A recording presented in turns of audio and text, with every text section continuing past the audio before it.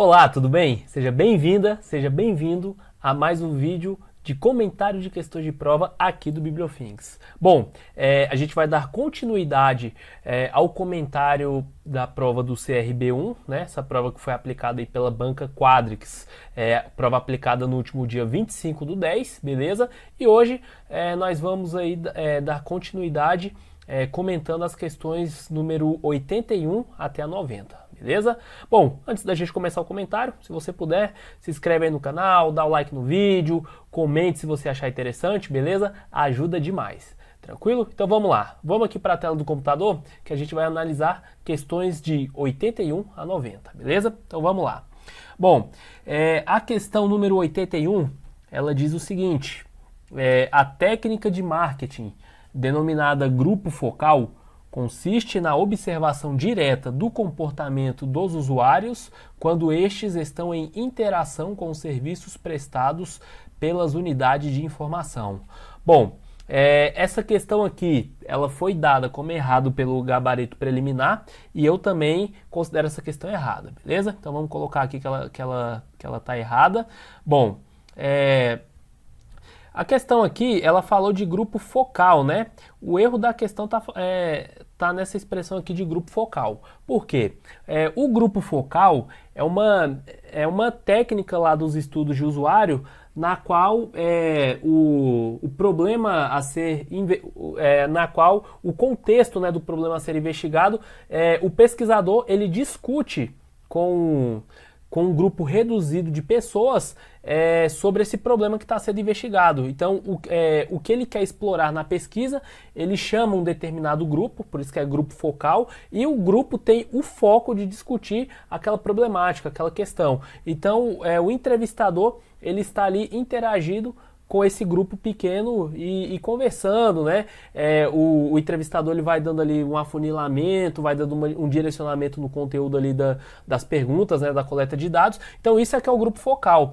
A alternativa, ela descreveu aqui a observação como método de coleta de dados, beleza? Então, por conta disso, a questão 81 está errado, eu concordo aqui com o gabarito, beleza? Bom, vamos aqui para a questão 82. A questão 82 diz o seguinte: no que se refere à tipologia dos serviços prestados pela biblioteca, o empréstimo e a devolução de publicações são classificados como serviços de antecipação à demanda. Bom, na minha visão, esse item está errado, beleza? Então vamos colocar aqui que o item está errado. Opa, colocar aqui a ferramenta de adicionar o texto. Então, o item errado. E o gabarito preliminar também deu esse item como errado, né? O erro da questão está aqui, ao afirmar que o empréstimo e a devolução são serviços de antecipação à demanda, né? Na verdade, esses serviços, eles são serviços passivos, não são serviços dinâmicos. Isso significa que o usuário é quem procura esses serviços, né, para ter a prestação desses serviços aí. Serviços de antecipação à demanda são aqueles serviços mais dinâmicos, aqueles serviços em que antes mesmo do usuário solicitar, algo é feito, algo é enviado, algum produto, algum serviço é executado para o usuário. Um exemplo clássico, né, que já vem à nossa mente, que a gente pode citar, é o serviço de DSI, serviço de disseminação seletiva da informação, os serviços aí de notificação corrente. Esses são serviços, digamos, de antecipação à demanda, né? Serviços mais dinâmicos. Empréstimo e devolução não possuem essa característica, eles possuem características mais de serviço passivo, né? O bibliotecário ele fica ali no aguardo do usuário solicitar o empréstimo, solicitar a devolução de determinada obra, beleza? Então, questão 82 errada. A questão 83, ela diz que a satisfação da necessidade informacional do usuário é fator imprescindível para a percepção da qualidade dos serviços prestados pela biblioteca. Bom, a questão número 83, eu também estou em concordância com o gabarito preliminar, é uma questão certa, beleza? Eu marcaria certo. O Lancaster, ele fala desse assunto no livro dele, né, de avaliação dos serviços de informação. O Lancaster ele traz muitos indicadores de avaliação. Esse é um livro muito importante para a leitura, né, para a gente fazer as provas. E faz total sentido, né, essa questão, mesmo que o candidato aí não lesse, não tivesse lido o livro do Lancaster, faz total sentido, né? A razão de ser da biblioteca é o quê? É atender às necessidades informacionais dos usuários. Então a gente vê que a difusão, a disseminação das informações, o atendimento às necessidades informacionais do usuário é a razão de ser da biblioteca. Então, a percepção de qualidade do usuário, é claro que influencia, né? Não tem como a gente dissociar a percepção da qualidade do usuário ao atendimento das necessidades informacionais dele. Então, o item aí perfeito, o item correto, livro muito interessante do Lancaster, e a gente vai ler aqui a questão 84 agora, que também foi retirado aí desse livro, né? É totalmente aí alinhado ao tema desse livro. Então, vamos para a questão 84. A questão 84, ela diz que o custo-benefício tem como premissa a relação entre o custo referente à prestação do serviço pela biblioteca e uma unidade de satisfação do usuário que o recebeu.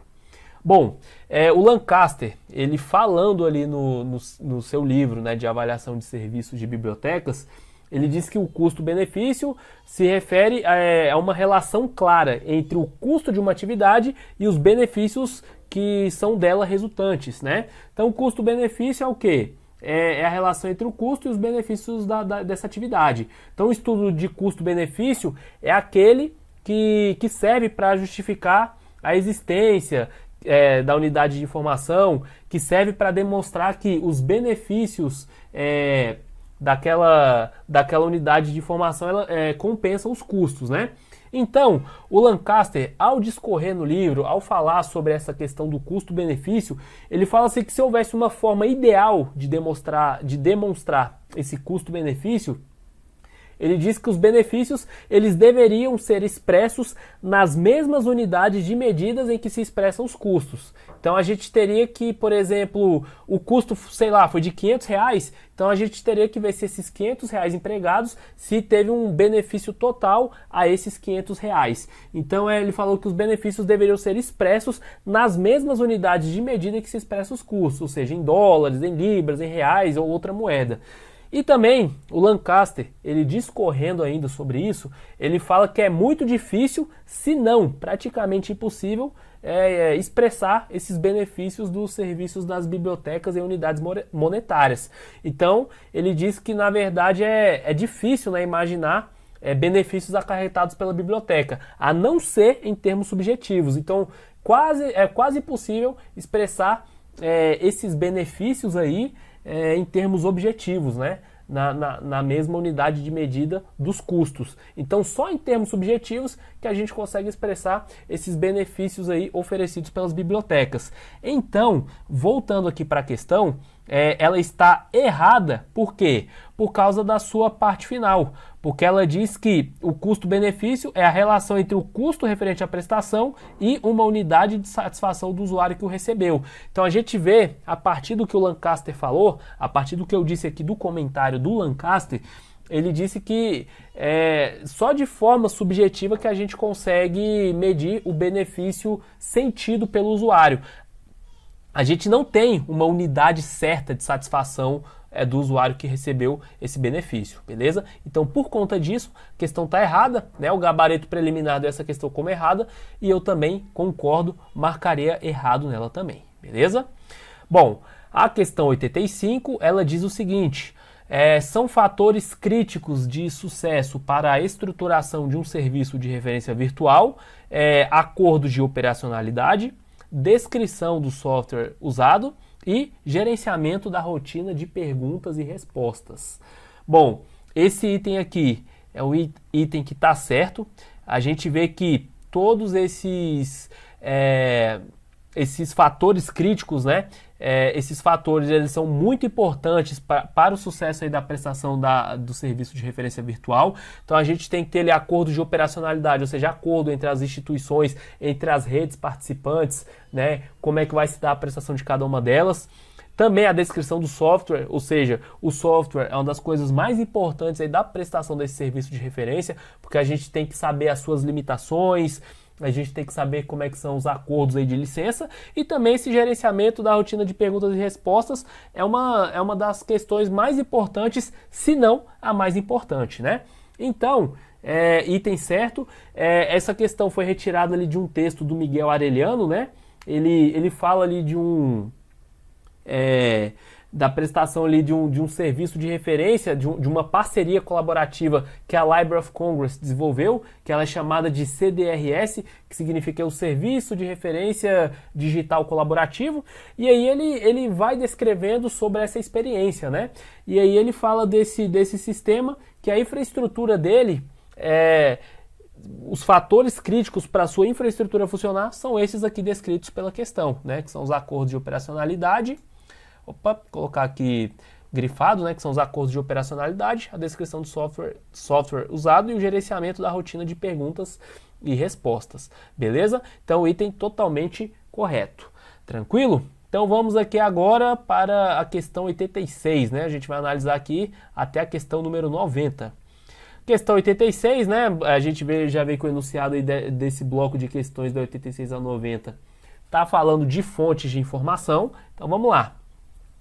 Questão 86 diz o seguinte: um relatório de expedição científica é considerado como uma fonte de informação secundária. Bom, esse item aqui está errado, né?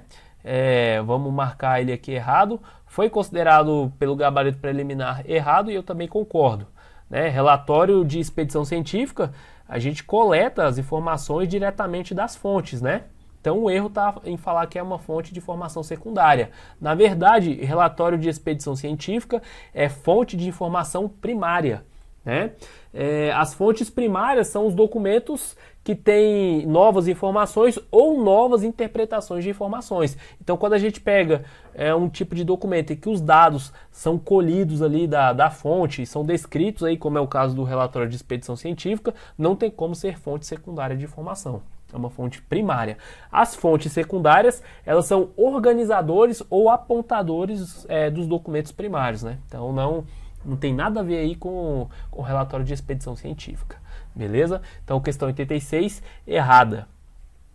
A questão 87 diz o seguinte: uma lei é uma fonte de informação estabelecida por consenso e aprovada por um organismo reconhecido que fornece, para uso comum e repetitivo, regras, diretrizes ou características para atividades ou para seus resultados. Bom, o item 87 eu marco aqui errado, beleza? O gabarito preliminar também marcou isso. Primeiro, né, essa questão ela está tratando ali de norma técnica. Esse conceito aqui, se você até quiser gravar, troca a palavra lei pela palavra norma técnica. Então vamos grifar aqui lei, né, que é o erro aqui da questão, né? Essa é a definição de norma técnica, e mesmo que você não soubesse que isso é uma definição de norma técnica, daria só pelo nosso bom senso para a gente responder como errado essa questão, né?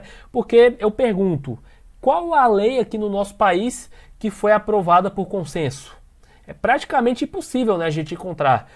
A gente tem, por exemplo, no nosso parlamento, diferentes partidos políticos com diferentes ideias, né? Nós temos ali partidos de esquerda, partidos de centro, partido de direita. Então, qual é a lei que é aprovada por consenso? Praticamente não existe, né? Uma lei, por mais que seja aprovada, ela é aprovada ali pelo voto da maioria, né? É maioria, não é consenso. Então, só por isso aí também a gente já conseguiria marcar esse item 87 como errado, beleza?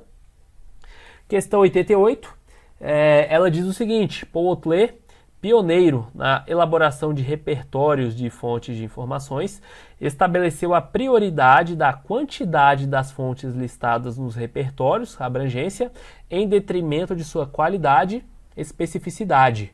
Bom, esse item aqui, ele está errado, né? Eu marco errado, o gabarito preliminar também marcou errado, e ele está errado por dois motivos, né? O primeiro deles é falar que Paul Otlet foi pioneiro na elaboração de repertórios de fontes de informações. Essa parte aqui.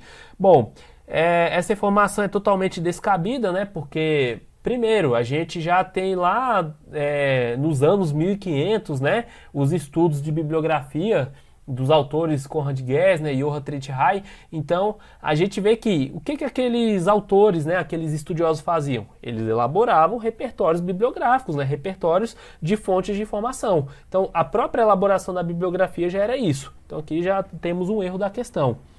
E o outro erro é afirmar que a prioridade do Paul Klee, da documentação, era a quantidade em detrimento da qualidade, né? Isso também não faz o menor sentido. No curso, né, que a gente ministra aí, quem é meu aluno já viu, né?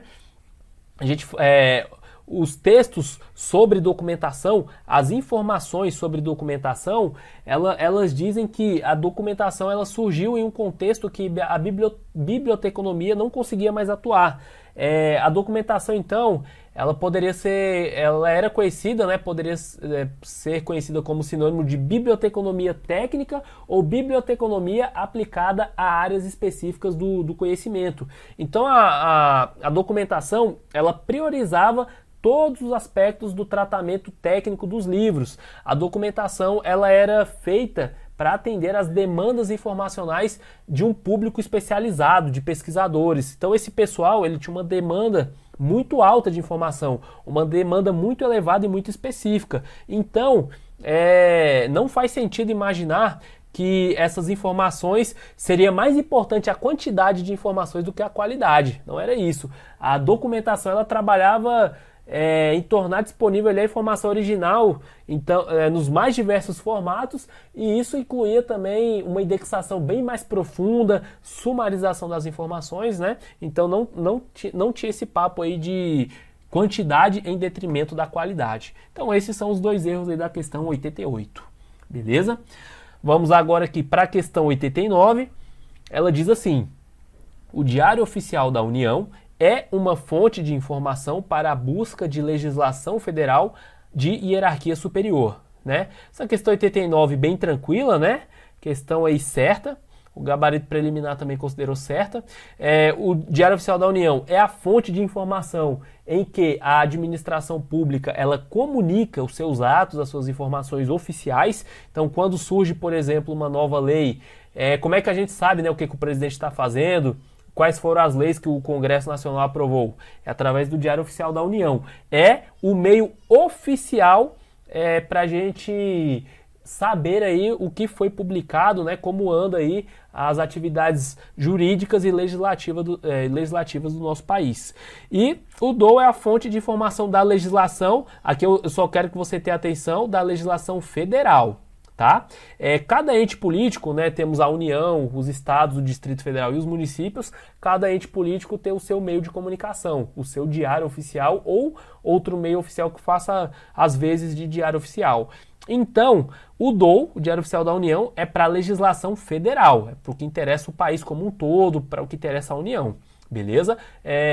Se a questão estivesse falando que legislação estadual, legislação municipal ou distrital, ela estaria errada, beleza? Mas como falou que legislação federal, tem tudo a ver com o Diário Oficial da União, então a questão 89 certa, beleza? E para fechar o vídeo aqui de hoje, vamos analisar aqui a questão 90. Ela diz que um catálogo é organizado por meio de pontos de acesso, como, por exemplo, a subdivisão geográfica e a identificação do idioma. Bom, esse item aqui também bem tranquilo, né, na minha visão, item certo. A gente quando lê o livro da May, né, catalogação no plural ou não brigue com a catalogação, ela fala, né, que a catalogação ela é a forma ali de descrever o item, né, através dos seus pontos de acesso, né? E o catálogo ele materializa, né, essa descrição. Então os pontos de acesso são as formas, né, que a gente encontra, que a gente tem acesso àquela informação. Shira e Egan, né, em um texto muito famoso, eles dizem que os pontos de acesso permitem a localização de obras de acordo com o dispositivo bibliográfico, e esses pontos de acesso eles podem ser encontrados de diversas formas. Quais são essas formas? A gente pode ter ponto de acesso, por exemplo, por autor, por título, pela forma física, pela subdivisão de período, né, pelo tempo, ou seja, a gente tem um ponto de acesso ali de ano ou de outra data. A gente tem também pela subdivisão geográfica, que é o lugar, né, que está aqui descrito na questão. Pela identificação do idioma, que é outro tipo de ponto de acesso aqui descrito na questão, pelas características do material e um dos pontos de acesso aí mais importantes, né, é por assunto. Então, todos esses que eu falei são tipos de pontos de acesso descritos aí por Shira e Iga no seu trabalho. Então, a questão 90, correta. E aí, você gostou desse vídeo? Quer que eu continue comentando essa prova? Então, deixa aqui nos comentários, beleza? Espero que você tenha gostado aí dessa análise. Por enquanto, né, como você pode ver, a maioria das questões aqui eu estou concordando com o gabarito. A prova, né, até o que a gente viu aqui, ela parece ter sido bem aplicada, as questões parecem ter sido bem elaboradas, beleza? E eu vou ficando por aqui. Então, te desejo aí uma excelente sexta-feira. Bons estudos aí para você, que você possa continuar aí elevando o seu nível, beleza? E eu te vejo aí no próximo vídeo, que a gente vai continuar comentando as demais questões, beleza? Um abraço e bons estudos. Tchau, tchau.